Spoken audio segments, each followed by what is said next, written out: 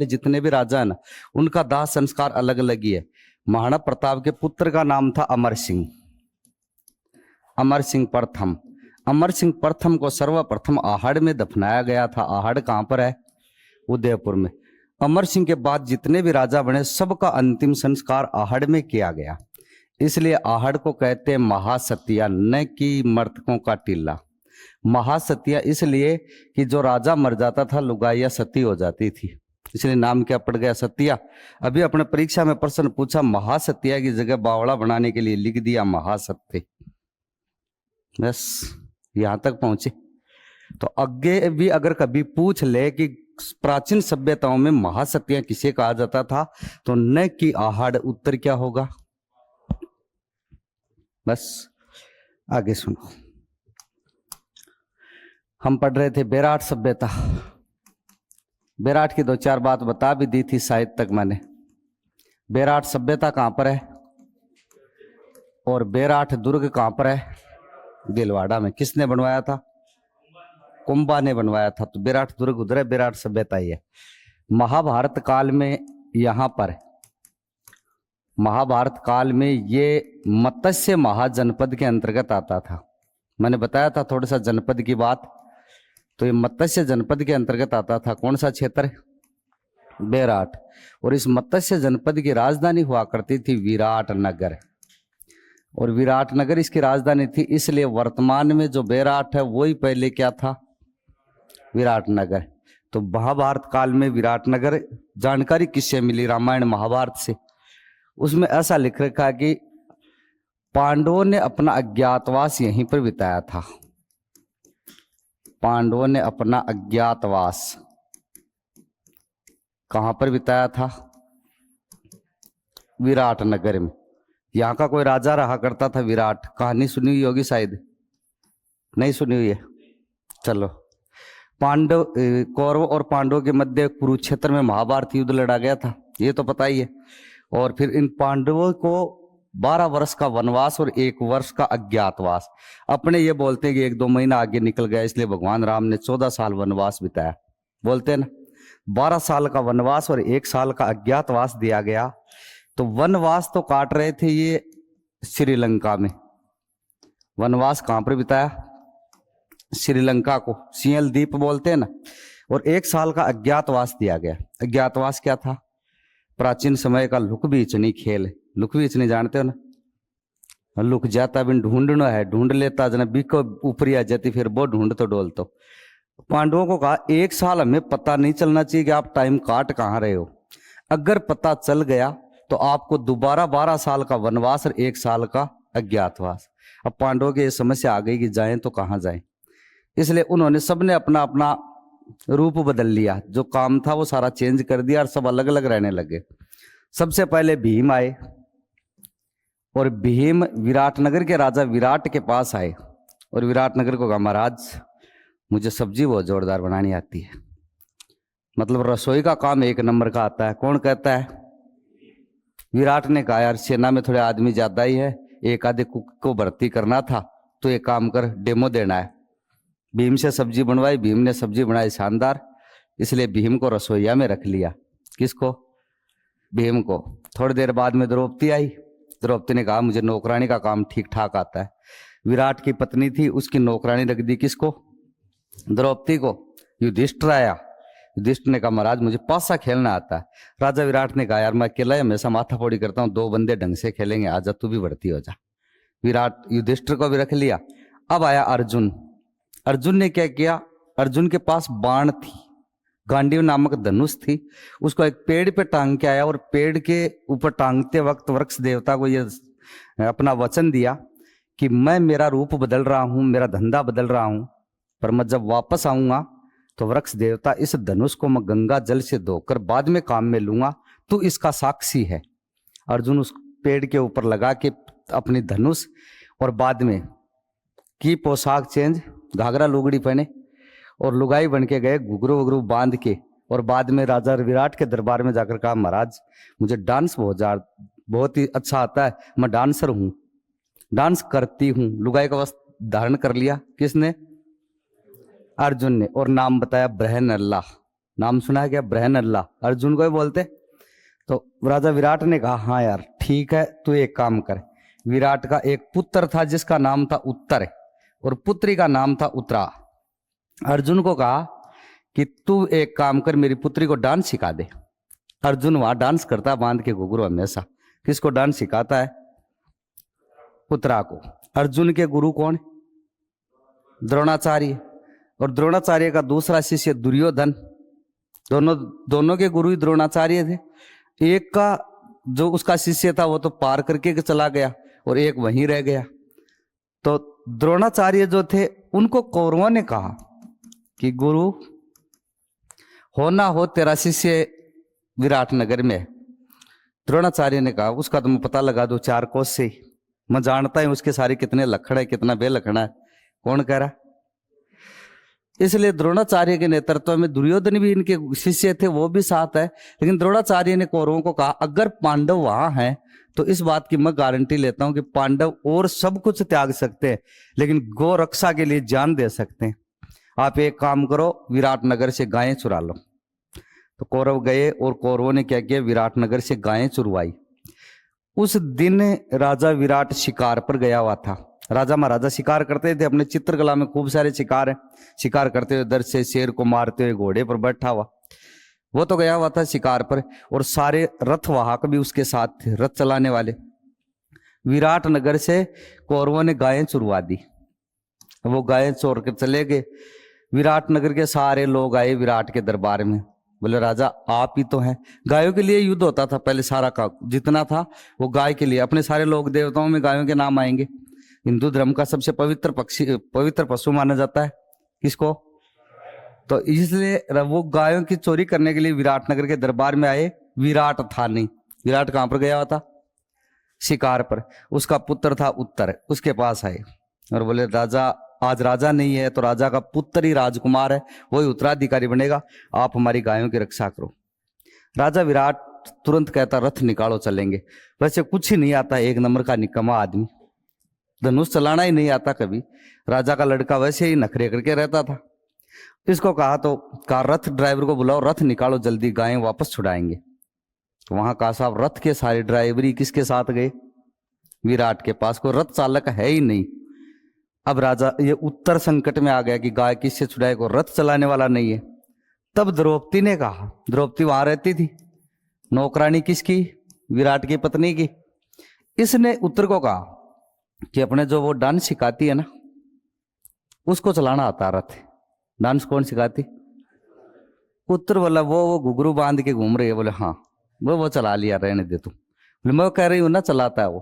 कहा ठीक है, अब संकट का टाइम है। अर्जुन को बुलाया। अर्जुन आया, वही घुघरू बांध के, वही पोशाक पहने हुए, और अर्जुन रथ पर बैठता और रथ चलाता है। रथ के पीछे कौन बैठा है? उत्तर। और गायों को छुड़ाने के लिए जा रहे हैं। जैसे ही पहुंचे वहां, पहुंचते ही उधर से तीर आने लगी। उत्तर को चलाना आता नहीं था। अर्जुन बैठा है, अर्जुन ने वहां बैठे कहा चलाओ तीर चलाओ आप। तो तीर चलाया तो उसे तीर चलाया नहीं जाता। अर्जुन ने उत्तर ने उधर वाली स्थिति देख के कहा रुत घुमा ओटा चलांगा। कौन कहे? उत्तर है। उत्तर कह रहा है कि रथ वापस घुमा चलेंगे। अर्जुन ने कहा तू ठहर, मैं आ रही हूं। तू आगे रहने दे, बात तो सुने। तो उसको रोका। अर्जुन अर्जुन गया।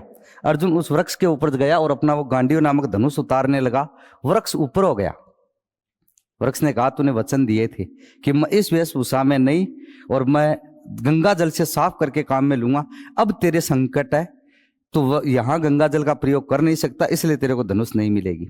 अर्जुन ने जोड़े हाथ और बोले वृक्ष देवता आज लाज लज्जा का मामला है, गायों का सवाल है, इज्जत का सवाल है। तू एक बार विश्वास कर, मैं गंगा जल से ही धोऊंगा पहले, उसके बाद ही प्रयोग में लूंगा।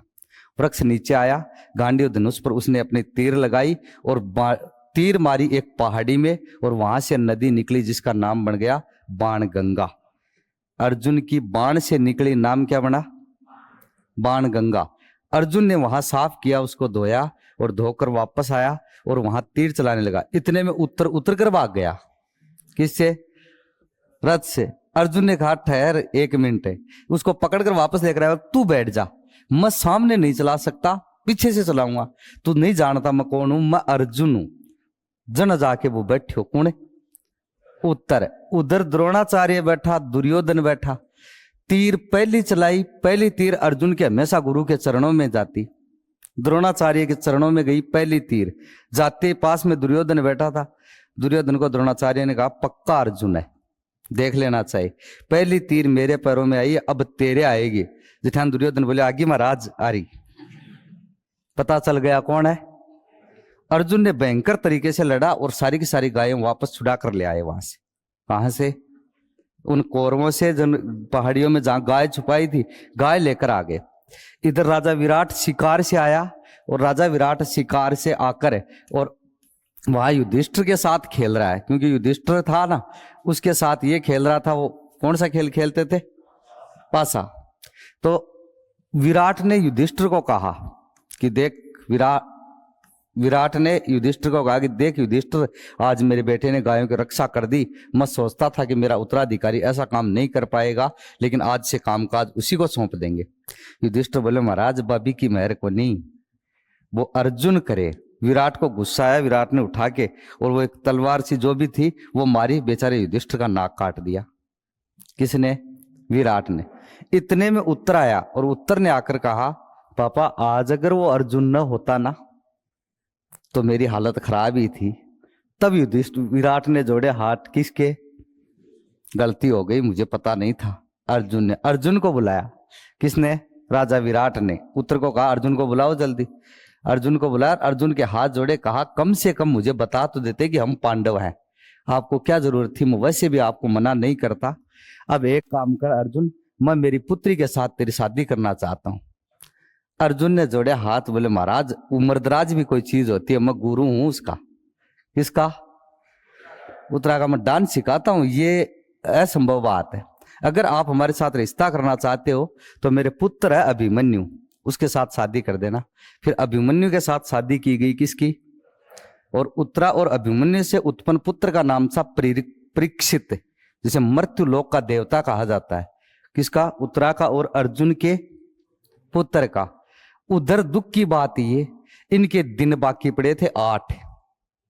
जिस दिन ये युद्ध हुआ था ना गायों के लिए, वो था छठ का दिन। कौन सा दिन था? और माउस को वो दिन पूरे होने थे इनके 1, तो अपने कई बार छठ सातर ये कर ही देते हैं। उधर इनको पता था अर्जुन को कि अगर मेरे बारे में सबके सामने पोल खोल सकता है तो केवल और केवल कौन खोल सकता है? द्रोणाचार्य, और कोई नहीं खोल सकता। अब उधर कौरव इसलिए तो खुश थे कि भाई द्रोणाचार्य बताएगा। ये अपना तीर और बाण लेकर गया और गुरु द्रोणाचार्य के पहले तो लगाई धोख और फिर गुरु द्रोणाचार्य को यहां पीछे पकड़ा। किसने? अर्जुन ने।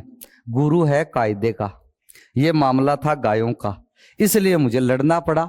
इस बात को आप जानते हो कि मैं था और कोई नहीं जानता, इसलिए आप साक्षी बन गए ना। तो जिस दिन सभा होगी कौरवों की पांडवों की 8 दिन बाद में, उस दिन आपको ये कहना पड़ेगा कि मैंने अर्जुन को आज ही देखा है। द्रोणाचार्य ने कहा ठीक है, तू छोड़ तो सही एक बार, बाद में बताऊं। तो द्रोणाचार्य ने हाँ कर दी। 8 दिन बाद में सभा हुई कौरव पांडवों की सबकी। तो कहा साहब दोबारा सुनाओ, 12 साल का वनवास और 1 साल का अज्ञातवास, क्योंकि इन्होंने इनको देख लिया पहले। तो अर्जुन जब जाकर खड़ा हुआ तो अर्जुन तीर लेकर खड़ा था उधर है और गुरु द्रोणाचार्य पीछे बैठा था। अर्जुन की नजर गुरु द्रोणाचार्य पर, द्रोणाचार्य की अर्जुन पर। अर्जुन का बोलने का मौका कि हमने 12 साल पूरे कर लिए, एक वनवास भी काट लिया, अज्ञातवास भी पूरा हो गया, आज से हम हमारी नगरी संभालेंगे। वहां जाकर बैठे कौरवों ने कहा गुरु द्रोण को बुलाओ। अब द्रोण यहां, अर्जुन वहां। अर्जुन के हाथ में वही तीर सीधी कर रखी है कि बता दिया और मारा। द्रोणाचार्य को सबने पूछा बताओ साहब कब हुआ? गुरु द्रोणाचार्य ने कहा मैंने अर्जुन को छठ के दिन नहीं, आज 14 के दिन देखा है। इसलिए अपने गांव में डोकरा बोले तू के छठ की 14 कर देगो, आओ एडी है। तो जो डोकरे कहानियां कहते हैं वो गलत नहीं है। तो छठ की बात थी कि छठ वाले दिन देखा था। गुरु द्रोणाचार्य ने क्या कहा? 14 वाले दिन देखा है। तो इनको बचा दिया, फिर इनको वनवास और अज्ञातवास नहीं दिया गया। तो कभी पूछ ले पांडवों ने अपना अज्ञातवास कहाँ बिताया था? अपने यहाँ कर लोहागर नाम है, नाम सुना क्या? वहां लक्ष्मी नारायण जी का मंदिर बना हुआ है। यहाँ भी गुरु रहते थे। ये कहते हैं पांडव थोड़े समय के लिए यहाँ भी आए थे और पांडवों के पास लोहा था, तीर, जो तीर बाण तलवार भाले सारे लोह के ही बनते थे, और लोहा उन्होंने वहां रख दिया और वो लोहा गल गया पानी से, इसलिए इस जगह का नाम पड़ा हुआ क्या, लोहाग्रल। सही नाम यही है, लोहाग्रल। अपने वाले बोलने लग गए, नाम बिगाड़ने में पहले भी अग्रणी थे, लोहागर लोहागर कर दिया, तो लोहाग्रल यही है, यहां भी बिताया था। तो अगर परीक्षा में ये प्रश्न पूछा गया है कि पांडवों ने अपना अज्ञातवास कहां पर बिताया था, और मैंने बताया था कि यहां जो नदी थी, कौन सी नदी के किनारे, तो अब तो याद रह जाएगी, कौन सी नदी, अर्जुन की तीर से निकली है, इसलिए नाम क्या कर दिया। पहाड़ियों में उस समय उबड़ खाबड़ जगह में निकली थी, इसलिए कभी बहती है, कभी रुकती है, कभी गिरती है, तो खंडित या रुंडित गंगा, क्या कहते हैं इसे, खंडित या रुंडित गंगा, यहां विकसित हुई है। कौन सी सभ्यता, बेराट सभ्यता। फिर सुनना, बेराट सभ्यता जो है, यहां से कौन कौन से अवशेष मिले हैं, ये सीधे प्रश्न आते हैं। मौर्यकालीन अवशेष और बौद्ध धर्म के अवशेष। मौर्य काल के और बौद्ध धर्म के अवशेष कहां से मिले, कैसे पता चला। एक अंग्रेज था, उसने 1837 ईस्वी में, देखो पहले मैं ये लिख रहा हूं कि बेराट में 1837 ईस्वी में एक अंग्रेज था जिसका नाम था कैप्टन ब्रट, और कैप्टन ब्रट के नेतृत्व में यहां से एक अभिलेख खोजा गया था। कैप्टन ब्रट के नेतृत्व में बेराट में बिज्जक की पहाड़ी से, बिज्जक की पहाड़ी से एक अभिलेख की खोज की गई थी, अभिलेख की खोज की गई। उस अभिलेख का नाम है बेराट अभिलेख, या उसी का नाम है भाबरू अभिलेख। बेराट अभिलेख है, उसी का नाम क्या है, ये तो जानते हो ना। अभिलेख कई बार लिखा हुआ आता है शिलालेख, कई बार लिखा हुआ आता है प्रशस्ति, जानते हो ना। अभिलेख क्या होता है, कोई भी लिखा हुआ लेख अभिलेख कहलाता है। जैसे ये एक अभिलेख है, कोई भी लिखा हुआ लेख अभिलेख। पत्थर पर लिखा हुआ लेख, और अपने साफ सुथरा सा कोई पत्थर होता था तो उसको शिला ही बोलते थे। आजकल तो ये मार्बल वगैरह ये लगा दिया, पहले बाथरूम की व्यवस्था थी नहीं। गांव में लोग जो थे वो बाहर ही एक साफ सा पत्थर रखते और उस पर कपड़े धोने और नहाने का काम करते, तो उसको शिला बोलते थे। तो शिला पर लिखा हुआ लेख क्या कहलाता। और राजा महाराजा अपने प्रशंसा उत्कीर्ण करवाते थे, उसको क्या बोलते थे, आज भी करते हैं। अपने थोड़े दिन पहले गहलोत जी ने बजट पेश किया था, उसमें कहा कि हर ग्राम पंचायत की माध्यमिक स्कूल जो है उसको उच्च माध्यमिक किया जाता है। अब इस बजट में नहीं, पहले ही कर दी थी घोषणा कि हर ग्राम पंचायत में जो माध्यमिक स्कूल है उसको उच्च माध्यमिक किया जाएगा ग्राम पंचायत पर। तो अपने जितने भी विधायक जी थे ना, उन्होंने स्कूलों में बाटा लगवा दिया। 17 अप्रैल चालेगो बाटा पहले लगा दो। इस विद्यालय को माध्यमिक से उच्च माध्यमिक करवाने में डॉक्टर अमुक अमुक विधायक जी का योगदान रहा है। वो बाठो लगाने के कई बार हम सड़कों पर देखते हैं, ऐसे लिखा हुआ था, इस सड़क का लोकार्पण डॉक्टर राजकुमार शर्मा विधायक जी ने किया। आगे जाओ जैसी भी चालती मिले, लोकार्पण पहले हो जाए के है बा प्रशंसा। तो आज भी है, पहले भी अपनी प्रशंसा। हर आदमी अपनी प्रशंसा पसंद करता है, मुंह पर बुराई करने पर सबको बुरी लगती है, ये निश्चित बात है। दूसरे की हम चाकर करते हैं, लेकिन हमारी कोई करता है तो कोई सुन ले थोड़ी, इसलिए प्रशंसा लिखवाना क्या थी, प्रशस्ति। अब सुनना प्रश्न क्या था, कोई भी लिखा हुआ लेख अभिलेख है, पत्थर पर लिखा हुआ लेख शिलालेख है। राजा अपनी प्रशंसा जो उत्कीर्ण करवाता था वो प्रशस्ति थी। तो अभिलेख किसी पर भी लिखा जा सकता है, पत्थर पर, लोहे पर, किताब में, ताम्रपत्र पर, दीवार पर, स्तंभ पर, कहीं पर भी लिखा जा सकता है। शिलालेख केवल पत्थर पर ही लिखा जा सकता है, शिलालेख केवल पत्थर पर ही। प्रशस्ति कहीं भी हो सकती है। अभी अपने नेट के एग्जाम में हिस्ट्री में प्रश्न पूछा, 2 लिख दिया, कथन और कारण। सभी अभिलेख शिलालेख हैं, सुन लेना पहले, सभी अभिलेख शिलालेख है। दूसरा दिया सभी शिलालेख अभिलेख हैं। नीचे दिया ए व बी दोनों सही है, ए दूसरे की पूर्ण व्याख्या करता है। दूसरा में दिया ए व बी दोनों सही है, ए बी की व्याख्या नहीं करता। तीसरे में दिया केवल सी सही है, केवल डी सही है, केवल ए सही है, केवल बी सही है। केवल ही बी सही था, क्योंकि सभी शिलालेख अभिलेख है, ये निश्चित बात है, लेकिन सभी अभिलेख शिलालेख नहीं हो सकते। मैंने अभिलेख लिखा है, ये शिलालेख है, तो शिलालेख क्या हो सकते हैं? अभिलेख। इसलिए चाहे तो भाबरू शिलालेख आए, चाहे भाबरू अभिलेख आए। खोज किसने की? ये कैप्टन बरट ने। इसकी खोज किसने की थी? कैप्टन बरट ने। कब की? एसएसटी वाले तो सुन भी लें कि अशोक मौर्य सम्राट था, सबसे पहले अभिलेख शिलालेख लिखने की परंपरा उसने ही शुरू की थी यहां भारत में। एक ईरान का राजा था दारा प्रथम, उसने आक्रमण किया था और ईरान वाले सबसे पहले अभिलेख लिखते थे। वहां से सीख ली किसने? मौर्य सम्राट अशोक ने। तो भारत में सर्वप्रथम अभिलेख लिखने का जनक कोई था तो मौर्य सम्राट अशोक था। और ये शायद रीट वालों में तो पीछे प्रश्न ही आया था, अशोक के अभिलेखों की भाषा प्राकृत है और लिपि ब्रह्मी है, आया था ना पिछली बारी। तो अब ये अभिलेख लिखने वाली कला का जो जनक है वो कौन था? अशोक। अभिलेख लिखने की कला का जन्मदाता कौन? अशोक था। इधर ये जो अभिलेख खोजा है कैप्टन बरट ने, तो अशोक के अभिलेखों की लिपि भी सबसे पहले 1837 में ही पढ़ी गई थी जेम्स प्रिंसेप ने। अशोक के भाबरू अभिलेख की खोज भी 1837 में की गई है कैप्टन बरट द्वारा। कौन सी पहाड़ी से? बिजक की पहाड़ी से। इस अभिलेख में एक तो ये किसका है? ये मौर्य सम्राट अशोक का है। मैंने ऊपर नाम लिखा मौर्यकालीन जानकारी, तो अशोक का अभिलेख मिल गया तो मौर्यकालीन जानकारी है कि नहीं? क्योंकि प्रश्न वो ऐसे बनाते सीधो यहाँ लिख दे मौर्य सम्राट अशोक का भाबरू अभिलेख कहां से मिला, जैसे सही करे। जब मौर्यकालीन अशोक दो अभिलेख तीनों चीज हटा दी, हटा देगा मौर्यकालीन जानकारी किस सभ्यता से मिली, तो वहां कंफ्यूज होता है और प्रश्न कंफ्यूज वाले से डालते हैं।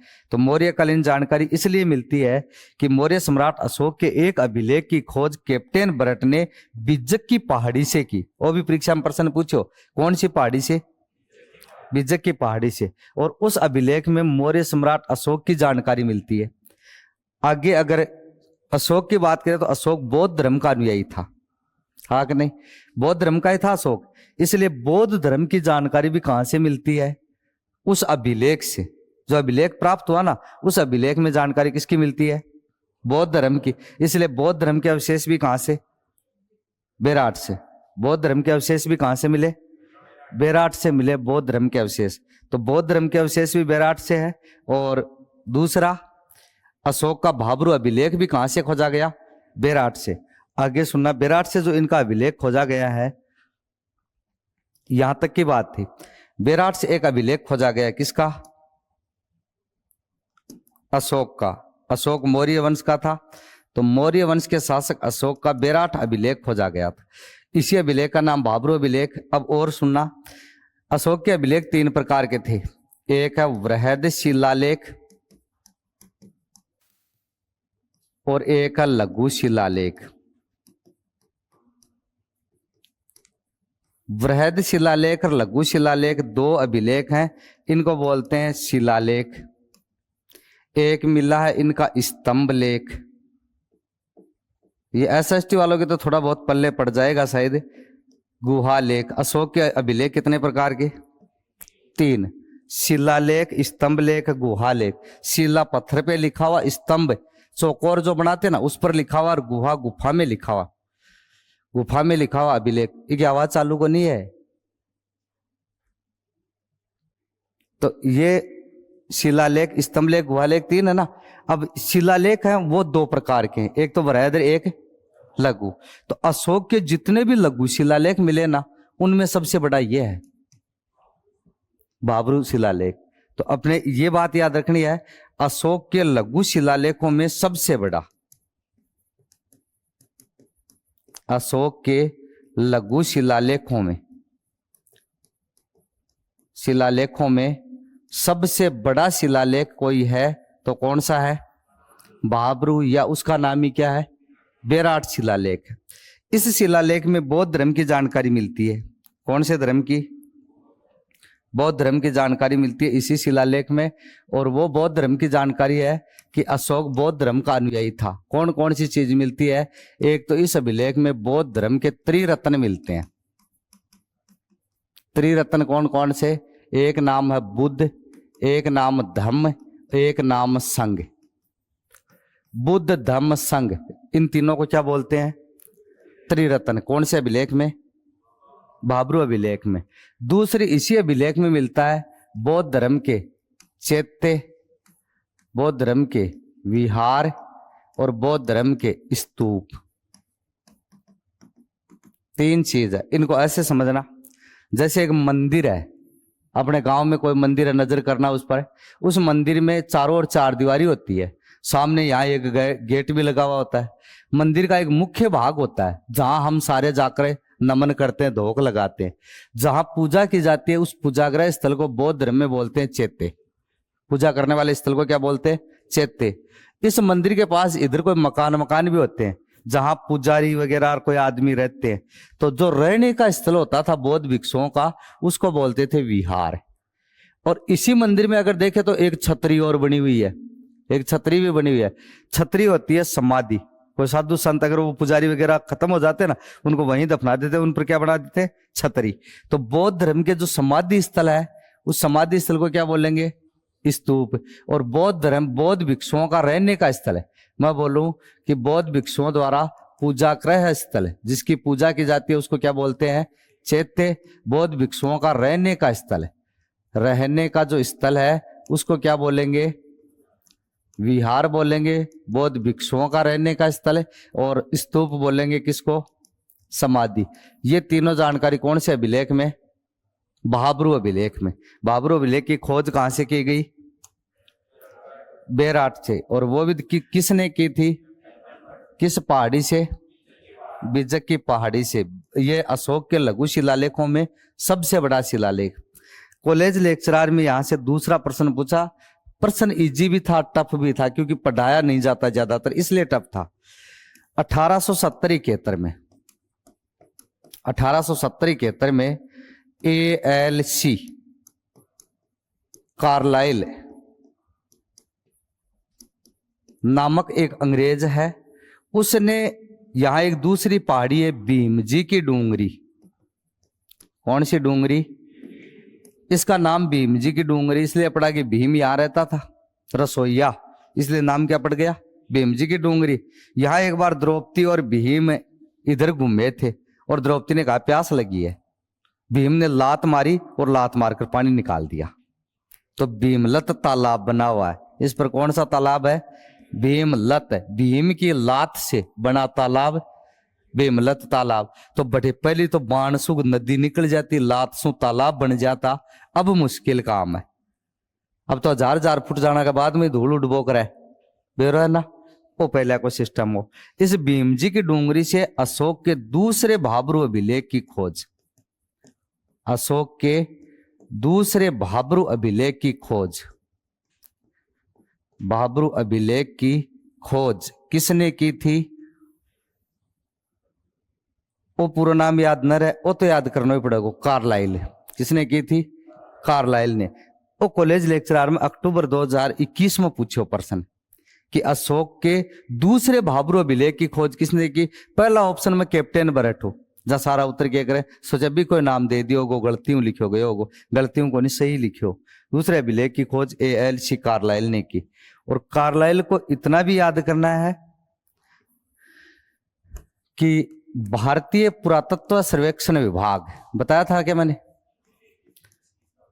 भारतीय पुरातत्व सर्वेक्षण विभाग की स्थापना 1861 में की गई थी सबसे पहले, और कनिगम ने की थी। और तब इसका मुख्यालय जो था वो बनाया गया था कलकत्ता, क्योंकि इसके द्वारा उत्खनन किया जाता है इस विभाग द्वारा। तो इस विभाग की स्थापना 1861 में। देखो अंग्रेजों के बारे में चाहे कितनी गालियां निकालें, लेकिन मैं कहता हूं गोरे बापड़े भले ही आदमी थे, उन्होंने भारत के साथ सब कुछ किया, लूटा भी, लोगों के साथ दुर्व्यवहार भी किया, लेकिन उन्होंने सिखाया बहुत। कोई आदमी के दो लक्षण होते हैं, ये निश्चित सी बात है। उसको कुछ देना पड़ता है लेकिन उसे कुछ सीखने का भी मिलता है। अंग्रेजों ने सिखाया बहुत। अंग्रेज आए तो ट्रेन चल गई, अंग्रेज आए तो उत्खनन करना सिखा दिया, अंग्रेज आए तो डाक सेवा, रेल सेवा, ये सारे जितने भी है ना, तो यहाँ तक कि विभाग भी, अपनी प्रशासन की व्यवस्था भी अंग्रेजों ने, अपना संविधान भी अंग्रेजों के द्वारा लिखा हुआ 1935 के अधिनियम में हम लिखते हैं भारत का संविधान किसका ब्लूप्रिंट कहा जाता है, 1935 के अधिनियम का ब्लूप्रिंट कहा जाता है ना। तो अंग्रेजों को गालियां तो निकालने को खूब निकालते हैं, लेकिन उनके भले ही काम थे कुछ। उन्होंने विभाग की स्थापना की, ये अंग्रेजी है, कौन? कनिगम। इस विभाग का स्थानांतरण कर देते दिल्ली में बाद में, क्योंकि राजधानी दिल्ली बनी थी 1947 में, देश आजाद हो गया था। उसके बाद अपने राजस्थान में अगर उत्खनन कार्य किया गया तो 71-72 के बाद ही। राजस्थान में उत्खनन कब किया गया है? 71-72। बस अभिलेख खोज लिया उसने, वो एक अलग बात है, वो भी अंग्रेज ने खोजा है। 71-72 में अगर पूछे राजस्थान में उत्खनन कार्य किसके निर्देशन में हुआ, तो वही आदमी है, कौन है? AILC कार्लाइल के निर्देशन में। कौन से अभिलेख की खोज? दूसरे भाबरू अभिलेख की खोज। तो दूसरे भाबरू अभिलेख की खोज किसने की, कौन सी जगह से की, ये भी याद रखना। पहले अभिलेख की खोज कब की गई थी? 1837 में। किसने की थी? कैप्टन बरट ने। कौन सी पहाड़ी से? बिजक की पहाड़ी से। वो अशोक का पहला, अशोक किस धर्म का? बौद्ध धर्म का। किस वंश का? मौर्य वंश। अशोक के पापा का नाम बिंदुसार था, बिंदुसार के पापा का नाम चंद्रगुप्त मौर्य था। ये मौर्य वंश के हैं। और बिंदुसार के केवल 100 बर थे। बिंदुसार ना, उसके 100 बच्चे थे, उन 100 में से अशोक ने 99 को मारा था, कथा ने। बाद में राजा बने, मारबा में 4 साल को टाइम लाग्यो। 273 ईसा पूर्व राजा बन गया था, 4 साल में 99 को मारा, 269 में राज्याभिषेक कराया, 8 वर्ष बाद कलिंग का युद्ध हुआ। सुनिए ना बातें, ये अशोक की बात है। तो अशोक के अभिलेख 2 कहां से मिले हैं? बेराट से, एक भीमजी की डूंगरी से, और एक कहां से? बेजक की पहाड़ी से। अब सुनना, खोज कब की गई? अभी तक खोज नहीं हुई है। बेराट की खोज की गई थी 1936-37 में, और खोज करने वाले आदमी का नाम है दयाराम साहनी। दयाराम साहनी। और दयाराम साहनी ने सबसे पहले हड़प्पा स्थल की खोज की थी। वो परीक्षा में बार बार ही आवे। हड़प्पा स्थल की खोज सर्वप्रथम किसने की थी? दयाराम साहनी ने। 1921 में। मोहनजोदड़ो की खोज 1922 में किसने की? राखलदास बनर्जी ने। दोनों में यहाँ गड़बड़ हुआ बाद में, पहले राखलदास आयो, दयाराम आयो। जब दोनों ने याद ही रखना ही, दया राख, दया राख। पहले दयाराम, बाद में राख, यानी राखलदास बनर्जी। तो पहले ये है, इसने खोज की है 1936-37 में। इसका जो उत्खनन कार्य है, उत्खनन कार्य 1961-62 में किया गया। और 2 व्यक्ति हैं, एक का नाम है कैलाश चंद्र दीक्षित और एक का नाम है नील रतन शास्त्री। कैलाश चंद्र दीक्षित और नील रतन शास्त्री के निर्देशन में उत्खनन कार्य किया गया। खोज किसने की है? जबकि वैसे खोज तो पहले कैप्टन बरट ने ही कर ली, लेकिन कैप्टन बरट केवल वो एक अभिलेख खोजता, बस वहां तक बात सीमित रह गई। इनको लंबे चौड़े स्तर के बाद इसने कहा कि यहाँ बहुत बड़े अवशेष है। तो अवशेषों की खोज किसके नेतृत्व में है? दयाराम साहनी के। उत्खनन कैलाश चंद्र दीक्षित और नीलरतन शास्त्री। शायद वनपाल या वनरक्षक में प्रश्न था, खतरनाक ही था कि बेराट सभ्यता का उत्खनन कार्य किसने किया। जब मैं दे रखो KC दीक्षित और NC शास्त्री, NR शास्त्री थो, NR शास्त्री। NR का मतलब नील रतन, K का मतलब कैलाश, C का मतलब चंद्र, छोटा रूप में दे दिया। तो इन दोनों ने इसका क्या किया था? उत्खनन कार्य। उत्खनन में क्या क्या मिला? तो वो अवशेष जो यहां से प्राप्त हुए। सबसे पहली बात, जब ये उत्खनन करना शुरू करते हैं तो 3-4, वैसे 4 पहाड़ी है। अपने 8वीं 10वीं वाली किताब पढ़ोगे तो वहां 3 मिलेंगी, और 12वीं वाली और BA की जो बुक पढ़ेंगे उनमें 4 मिलेगी। तो सुनना, मैं चारों की बात बता रहा हूं। एक कौन सी पहाड़ी का उत्खनन किया गया? बिजक की पहाड़ी का। एक उत्खनन किया गया उसी भीमजी की डोंगरी का। भीमजी की डोंगरी थी ना, उसका उत्खनन किया गया। एक उत्खनन किया गया महादेव डूंगरी का, महादेव जी की डूंगरी। शंकर पहाड़ों में ही रहता था। शंकर, महादेव जी, शिव, ओम नमः शिवाय, हर हर महादेव, इका नाम है की का महादेव जी का। महादेव और पार्वती का पुत्र गणेश, गणेश मंदिर है ही, तो गणेश डूंगरी। और गणेश जी का मंदिर बना हुआ वर्तमान में, उसको बोलते हैं मोती डूंगरी। पूरा जयपुर दो ही मंदिरों के आगे ढुकता है आज भी, या तो गोविंद देव जी के मंदिर के आगे या गणेश जी के मंदिर के आगे। कभी भी देख लेना, गणेश जी की पूजा किस वार को की जाती है? हाँ, आफा तो बहुदेवादिया, आफा 12 पर चला देवता मई। सोमवार हनुमान जी, सोमवार आओ तो महादेव जी, मंगलवार आओ तो हनुमान जी, बुधवार आओ तो गणेश जी, बृहस्पतिवार आओ तो साईं बाबा, और शुक्रवार आओ तो संतोषी माता, और शनिवार शनि महाराज, और बच गो तो भैरू जी। तैयार है अपने तो मतलब बहुदेववादी है हम बहुदेववादी। और मौसमी है, बहुदेववादी के साथ मौसमी और है। सावन सावन पूरा बम बम बोले कई नाम, और चैत्र आश्विन 2 जहाँ जना दुर्गा माता के नाम हर घर में। तो हम तो हैं बहुदेववादी। पार्कुन सौंप पड़ा है वो अपन बेरो भी को नहीं। तो ये सारे ये उत्खनन करने वाली पहाड़ियां हैं। कई बार क्या करते हैं कि महादेव जी, वो जो उनमें छोटा एक जगह लिख रखा ना, वो ये कह रहे हैं कि महादेव का पुत्र ही तो गणेश था, तो जरूरत कहाँ अलग लिखने की, एक ही लिख दो। तो वो यहाँ लिख दिया गणेश डूंगरी, हालांकि है 4 स्थल। तो उत्खनन कितने जगह का, किन किन पहाड़ियों का हुआ, ये भी अपने इधर सीटी में या कौन सी एग्जाम में प्रश्न था, कौन सी पहाड़ी नहीं है। और यहाँ एक गौरव पहाड़ी लिख रखा था, तो गौरव पहाड़ी यहाँ नहीं है। गौरव खासी ये जनजातियां पहाड़ियां मेघालय में है। तो बिजक, भीम जी, महादेव जी और गणेश जी की डूंगरी का उत्खनन किया गया। उत्खनन कर रहे थे तो इनको सबसे पहले एक स्वर्ण कलश मिला, सोने का एक कलश मिला, और उस कलश में राख थी। अब इतने साल पड़ा रहेगा, 4-5 साल, लगभग 2800 ईसा पूर्व की बात थी। तो 4000 साल पहले अगर कोई चीज पड़ी है और उसको बंद किया हुआ है तो राख बन जाए, कोई अतिशोक्ति को नहीं। इन्होंने अनुमान लगाया, बोले अच्छा बौद्ध धर्म है तो इनमें महात्मा बुद्ध की अस्थियां हैं की जबकि महात्मा बुद्ध की तो मृत्यु वहां गया बिहार में हुई थी। महात्मा बुद्ध की मृत्यु जो थी ना, वो कुशीनगर में है। मृत्यु कहां हुई थी? कुशीनगर में हुई थी। मल महाजनपद की राजधानी हुआ करती थी 2, एक पावा और एक कुशीनगर। पावा में तो मृत्यु है महावीर स्वामी की, और कुशीनगर में है किनकी? महात्मा बुद्ध की। तो उधर मृत्यु हुई है, ये कह रहे हैं अस्थियां। अनुमान लगा लिया, स्वर्ण कलश मिला जिसमें महात्मा बुद्ध की अस्थियों का अनुमान लगाया गया है। आपने भी ये याद रखना पड़ेगा कि महात्मा बुद्ध की अस्थियों के प्रमाण कहां से मिले, तो बेराठ ही मानना पड़ेगा। दूसरी बात, ये मिले, ये उत्खनन कर रहे थे तो इनको गुफा थी इधर, और उन गुफाओं में हाथी के और मनुष्य के चित्र, कोई हाथी को पकड़ के खड़ा है, कोई हाथी के ऊपर बैठा है, कोई हाथियों के आगे हाथी चल रहे हैं, कोई पीछे चल रहा है, ऐसे खूब सारे चित्र मिले। और वो चित्र सारे पत्थर पर उत्कीर्ण थे, इसलिए पत्थर पर उत्कीर्ण जो चित्र थे प्राचीन काल के थे। तो किस किस के चित्र? हाथी और मानव। आमेर में जाओ तो हाथी पक्का मिलेगा, देख पाना, आज भी है। तो उन्होंने हाथियों के और मानव जैसी जहां जो चीज होगी ना, उसी का चित्र लगभग उत्कीर्ण होगा। तो ये चित्र खूब सारे मिले, अपने इतिहासकारों ने लिख दिया। हाथी मानव के प्रागैतिहासिक काल चित्र,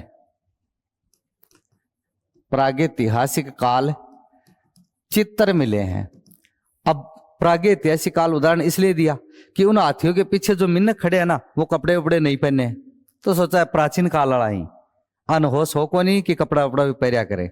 तो अनुमान लगा लिया प्रागैतिहासिक काल है। इसलिए परीक्षा में प्रश्न दे दिया कि प्राचीन काल की चित्रशाला के प्रमाण कहां से मिले। चाहे मैं प्रागैतिहासिक काल लिखूं या ऐसे लिख दूं, प्राचीन काल के चित्रशाला के प्रमाण कहां से मिले? बेराठ से।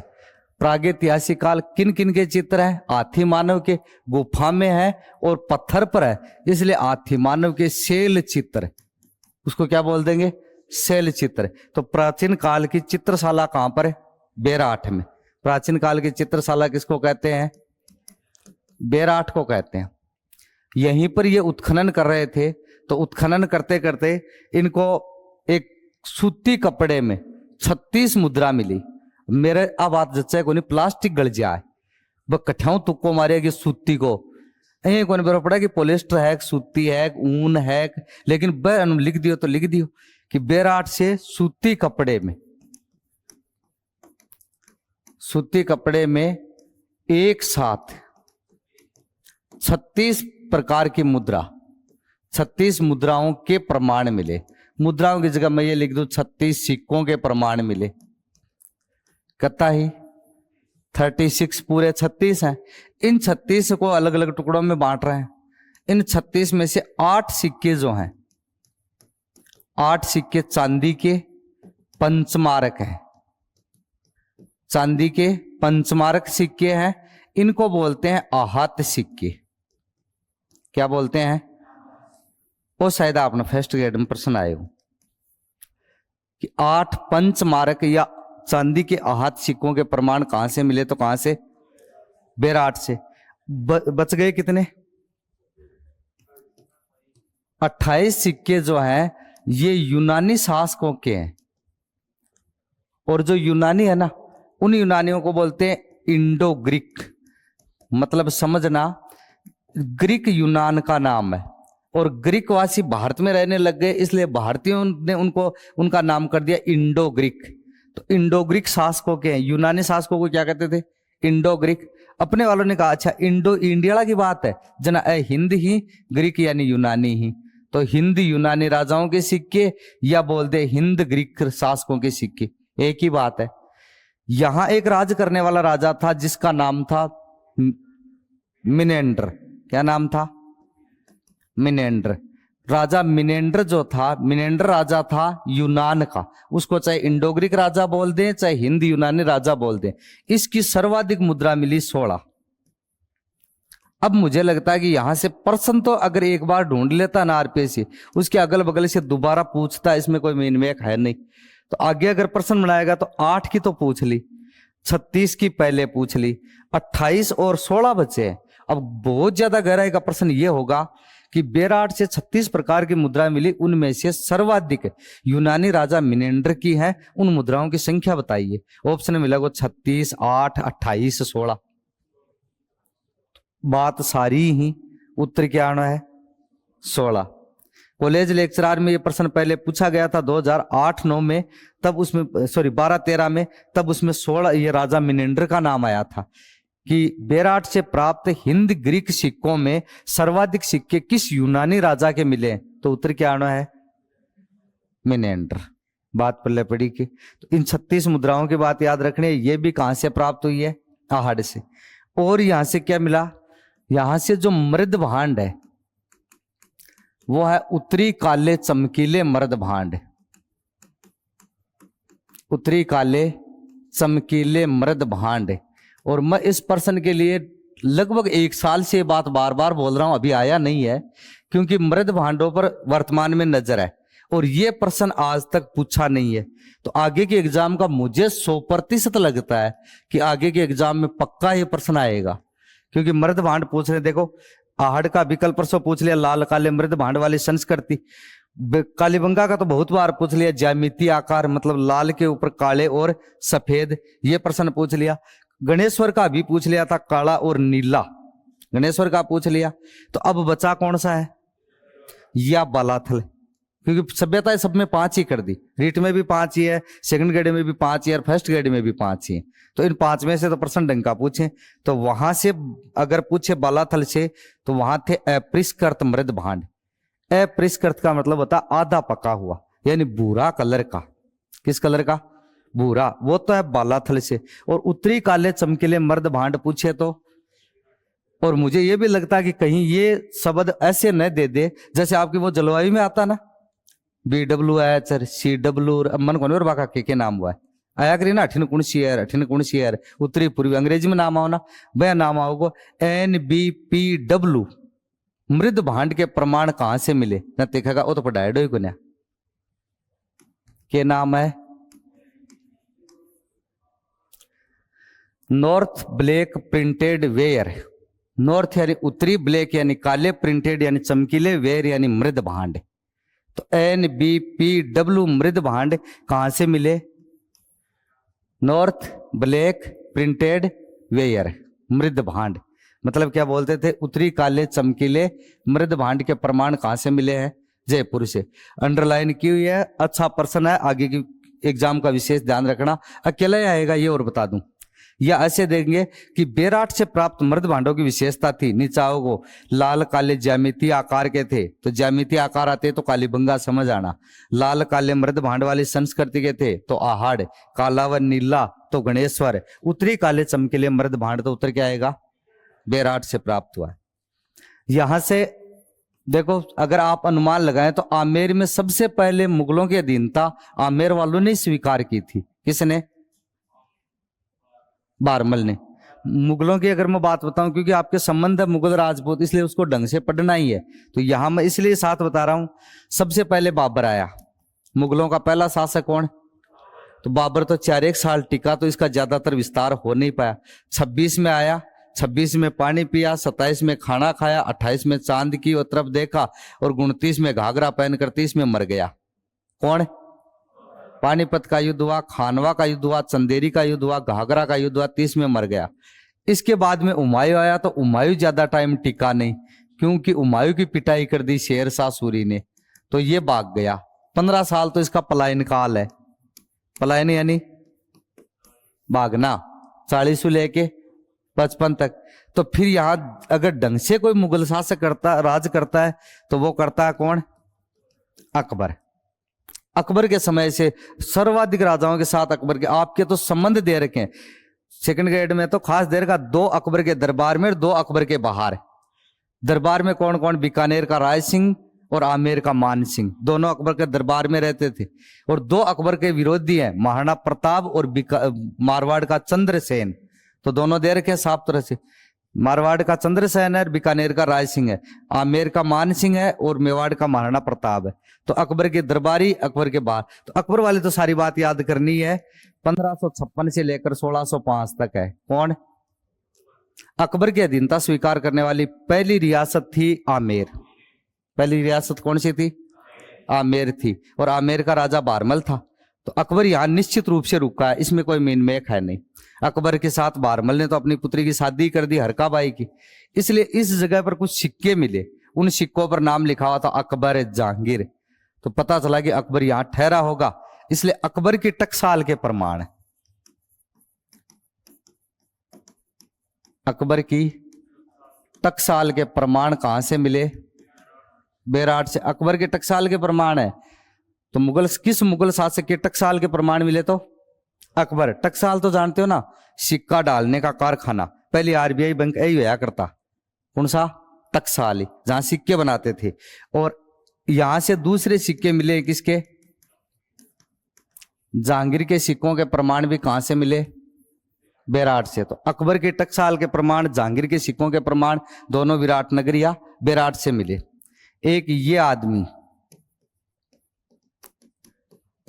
नाम सुना ना? हाँ, चीनी यात्री।